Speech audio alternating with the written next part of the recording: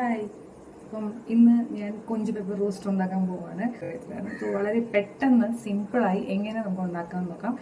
നല്ല ഫ്രഷ് കൊഞ്ച് കൈ കിട്ടിയിട്ടുണ്ട്. ആദ്യമേ ഞാൻ സവാള ഒരു മീഡിയം സൈസ് കട്ട് ചെയ്യും. നിങ്ങൾക്ക് നീളത്തിൽ അരിയാണെങ്കിൽ നീളത്തിലും അരിയാം.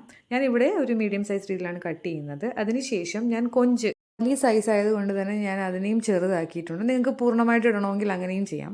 പിന്നെ ഞാൻ പച്ചമുളകും അരിഞ്ഞ് വെച്ചിട്ടുണ്ട്.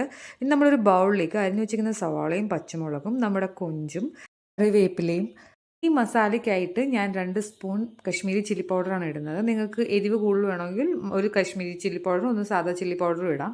മഞ്ഞൾപ്പൊടി, പിന്നെ ഞാനിവിടെ എരിവിനായിട്ട് മെയിൻലി യൂസ് ചെയ്യുന്നത് പെപ്പറാണ്. അതുകൊണ്ടാണ് ഞാൻ 2 സ്പൂൺ കശ്മീരി ചില്ലി പൗഡർ ഉപയോഗിച്ചത്.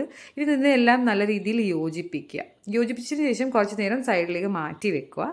അപ്പോഴേക്കും നമ്മുടെ സ്റ്റൗ ഓണാക്കി ഞാനൊരു ചട്ടിയിലാണ് ഉണ്ടാക്കുന്നത്. നിങ്ങൾക്ക് നോൺ സ്റ്റിക്കിലോ ഏതിൽ വേണമെങ്കിലും ഉണ്ടാക്കാം. അപ്പോൾ ഞാൻ ചൂടായ ചട്ടിയിലേക്ക് വെളിച്ചെണ്ണ ഒഴിക്കുക. വെളിച്ചെണ്ണ ചൂടായി വരുമ്പോഴേക്കും നമ്മൾ കറിവേപ്പിലയും നേരത്തെ മിക്സി വെച്ചിരുന്ന കൊഞ്ചും ഇടുക. ഇളക്കി കൊടുത്തതിന് ശേഷം ഞാൻ ഇനി ഇത് കുറച്ച് നേരത്തേക്ക് അടച്ചു വെക്കും. അല്പനേരം കുക്കാകുമ്പോഴേക്കും കൊഞ്ചിലുള്ള വെള്ളമൊക്കെ വന്ന് തുടങ്ങും. അപ്പോൾ നിങ്ങൾ ഇടയ്ക്കിടയ്ക്ക് ഇതിനെ ഇളക്കി കൊടുക്കേണ്ടതാണ്, അടുക്കി പിടിക്കാതിരിക്കാൻ. എൻ്റെ ചട്ടി ആയതുകൊണ്ട് ഇടയ്ക്കിടയ്ക്ക് എനിക്ക് ഇളക്കി കൊടുക്കേണ്ട ആവശ്യമുണ്ട്. അപ്പം നിങ്ങൾ നോൺ സ്റ്റിക്ക് ആണെങ്കിൽ അത്രയും ഭയങ്കരമായിട്ട് കെയർഫുള്ളായിട്ട് നിൽക്കേണ്ട ആവശ്യമില്ല. അപ്പം നമ്മളിത് വറ്റി വരുമ്പോഴത്തേക്കും നമ്മുടെ കൊഞ്ച് റോസ്റ്റ് റെഡിയാണ്. നല്ല സ്പൈസി ആയിട്ടുള്ള കൊഞ്ച് റോസ്റ്റാണ്. നിങ്ങൾ ശരിക്കും ഇഷ്ടപ്പെടും.